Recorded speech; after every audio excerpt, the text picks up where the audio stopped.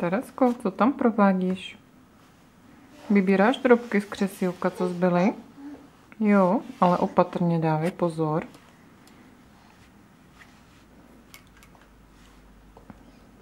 Dala jsi radši dudlíka, je to jistější, že? Než ty drobky. A řekneš nám něco?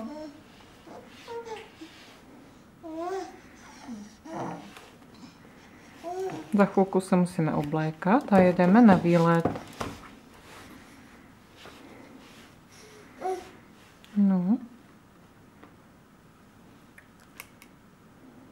Zase to zkoušíš? Je to dobré? Tam máš piškotek, že jo, zbylý?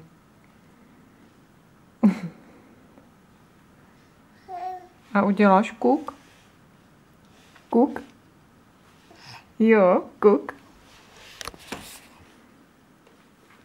Kuk. No. Tak jo, dej si dudíka a jdeme převlíkat, jo?